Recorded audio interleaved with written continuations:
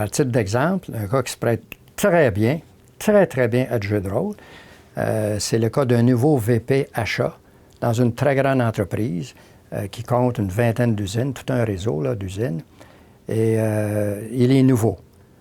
Une entreprise qui est décentralisée. Dans le fond, l'essentiel du cas, là, c'est le président décide qu'il va créer un poste au siège social, coordonnateur des achats, okay, parce qu'il juge que je n'étais pas suffisamment coordonné.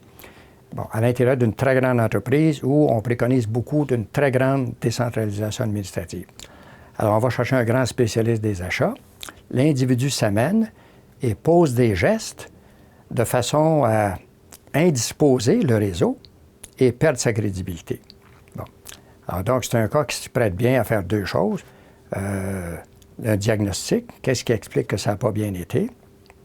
C'est pas évident que M. Post, le VP, a bien compris ça, là. Il déplore le fait que ça a mal été, mais il s'interroge sur, oui, mais comment ça se fait que ça a mal été?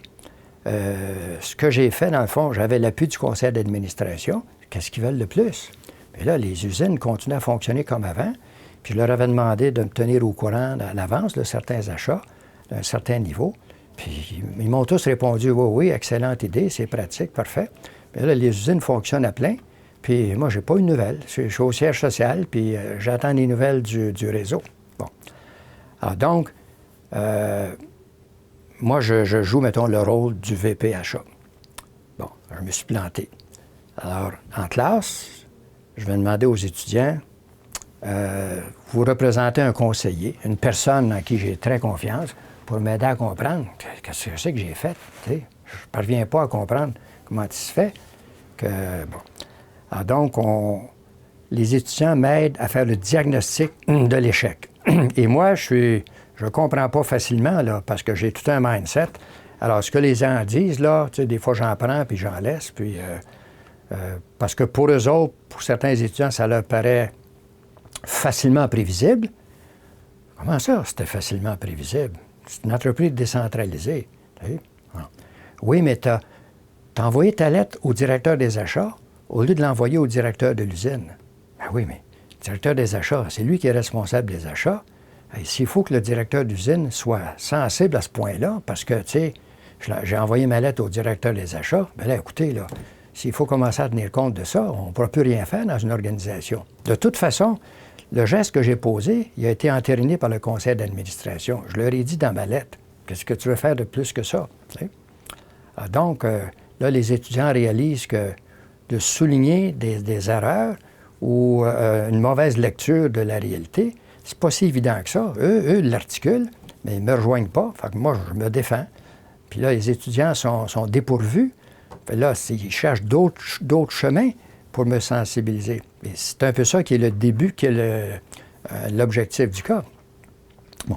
Une fois qu'on a... Puis c'est un petit cas, c'est une page et demie. Donc, on le dépose en classe, puis ça se lit dans 8 minutes. Puis il est très, très prenant. C'est un petit cas, j'appelle ça, moi, iceberg.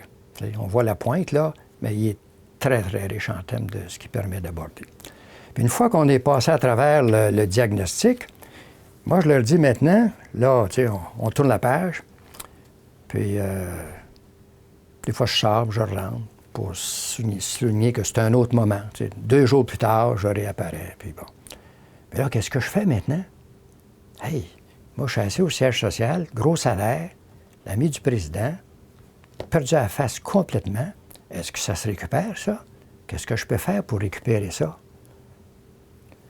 Fait que là, les étudiants se mettent en mode conseiller, puis moi, c'est pas évident que je vais accepter d'emblée, là, ce qu'il va me conseiller. Alors donc, ça les force à creuser, à nuancer, à dire, coudonc, tu sais, comment ça se fait qu'il n'est pas... Comment ça se fait qu'il est VP achat? Puis qui fait des erreurs aussi graves que ça. Alors, des fois, entre eux autres, ils vont se dire ça. C'est très grave ce qu'il a fait là. Ça n'a pas de bon sens. Moi, j'entends ça. Je leur dis, vous trouvez ça grave? Ben, voyons donc. C'est pas si grave que ça. Ça se récupère. Dans 1 mois, ça ne paraîtra plus, ça. Mais non. En autant que je pose des gestes appropriés, alors, ça serait quoi, les gestes appropriés? T'sais? Et là, je complexifie le rôle des étudiants comme conseiller. Est-ce que je dois les rencontrer un par un? Est-ce que je dois faire un acte d'humilité? Est-ce que je dois m'excuser? Moi, je ne vais sûrement pas m'excuser, là, voyons donc. Je ne vais sûrement pas me justifier non plus. Alors, je les rencontre un par un, je les rencontre en sous-groupe, je vais les rencontrer chez eux, je les fais venir au siège social, là. Pensez à tout ça, là. Ça serait quoi un scénario réaliste, là? T'sais? Donc là, ils sont en mode, dans ce cas-là, ils sont en mode de jouer un rôle conseil. Et moi, je ne leur rends pas la vie facile. Et là, ils réalisent que jouer un rôle conseil, c'est pas évident. T'sais, si on n'a pas capturé là, les caractéristiques du personnage, puis ce à quoi il peut être sensible, puis comment on peut finalement le rejoindre, là. Alors, ce cas-là, c'en est un cas qui fait dire aux étudiants, on était dans la vraie vie, là. On était dans la vraie vie.